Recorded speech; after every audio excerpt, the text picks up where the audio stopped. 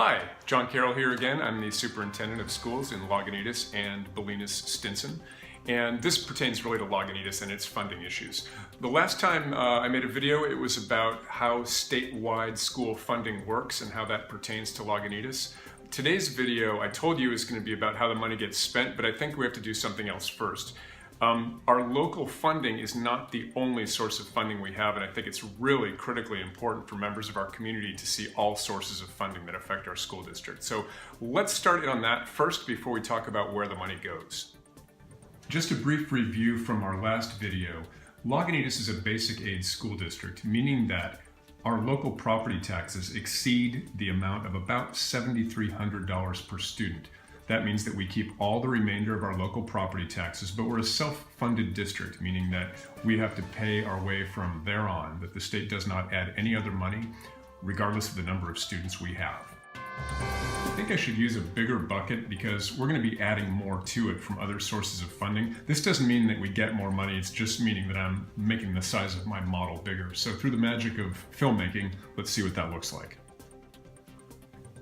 Okay, that's a little bit better. We should be able to see how things get added now. I'll have to pull the camera back a little bit too, just to make sure we get the whole idea. What I want you to pay careful attention to is the fact that the liquid is above that line. If it were below that line, we would be a LCFF district and we would be paid on a per pupil basis. But because we rise above that line of about $7,300 per student per year based on our own taxes, we get to keep all of our property taxes, but we don't get paid per student. The first source of additional revenue that I'd like to talk to you about is called a bond. In some school districts, the voters approve what's called a general obligation bond, and that money goes into whatever the voters say it goes into. In almost every case, what that means is construction projects. Some of these things are very expensive, and so the voters choose to tax themselves in order to do building. This money does not go in with the rest of it because it is very limited. In fact, I'm going to take it off the table because it is just for construction and can only be used for that legally. So you will not see that going to anyone's salary or anything besides construction. In some school districts, the voters approve a tax, an additional tax on themselves that help the school in a lot of ways. It's not nearly as restricted as a bond in most cases, probably in every case, and it can be used for things like teacher salaries, hiring additional staff, all kinds of stuff. It's not completely a free-for-all, spend it however you want. There are some restrictions on it, but generally I think it's safe to understand school budgets. You can pour that right in there with the rest of it, and often that's the way it works. It can make a huge difference. Another funding source that I'm sure you're familiar with is called a school foundation. These are typically nonprofits that are related directly to schools and that exist to add funding to schools. Ever since the property tax cut days of Proposition 13 back in the 1970s, most schools have found that it was necessary to get help from the outside, to get parent donations and that kind of thing. So foundations can be an important source of funding, and in most school districts the foundation, it earmarks its money for arts and that kind of thing, but I think we can safely add that into the overall big bucket of what schools have to work with.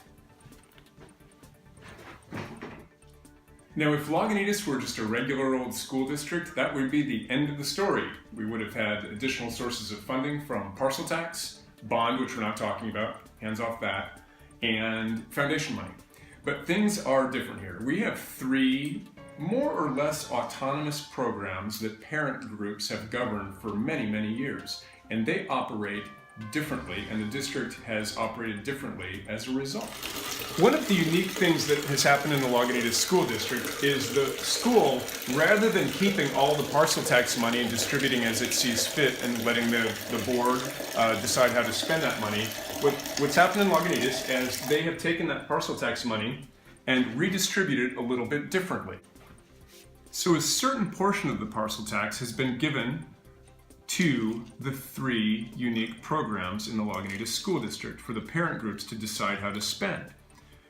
Their programs being different and their needs being unique, they've decided to spend that money in different ways, and the district has pretty much been hands-off with that portion of it. They have not given the whole parcel tax to the programs, but about $75,000 historically. It changes from year to year. The remainder stays with the district for use as the board sees fit.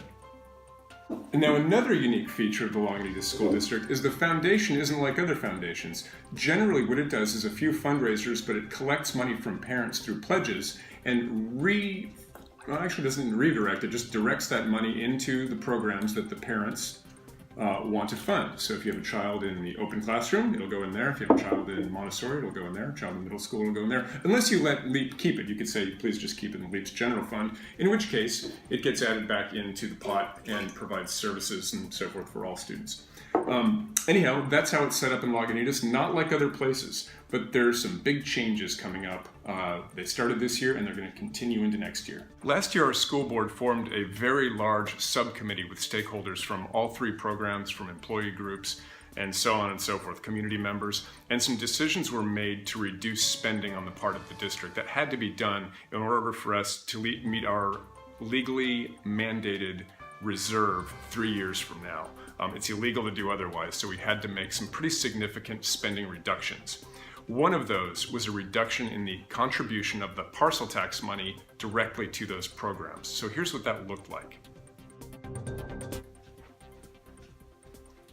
So during the 2015-2016 school year, the district stopped providing a portion of the parcel tax that they had previously provided to those three parent groups.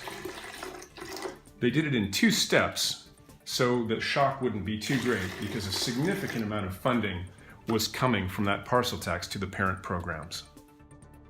Effective in the upcoming school year, the 2016-2017 school year, the remainder of that parcel tax contribution is going to be going back away from the parent programs, and you can see it's going into the parcel tax bucket over there, and that's going to be returned right back to the district. Now, I know what you're probably thinking. That does not leave a lot of money left in the programs. And the programs have to pay for certain things, personnel, materials, whatever they've decided to spend their money on. And so right now we are at a very difficult time financially, where a couple of things have to happen. Either those programs have to make up the funding through fundraising, working with the foundation perhaps, or on their own, or they have to make some cuts. By way of concluding today, let's think about the work that we need to do. If you're not donating to LEAP or to the programs, make sure you do that if you can. Every little bit helps. You don't have to donate a huge amount. If you have a quarter to donate that. But if everyone does something, we'll be in much better shape. Also, check out eScript. At the end of this, I will post a link to the eScript website, and we can help you get signed up for that. If you talk to anyone at LEAP or parents in your program, you can get that figured out. And that's just passive money, free, that goes right to either LEAP or to the programs. So stay tuned next for video number 3, which is going to be how we spend the money that we take in. Thanks for watching.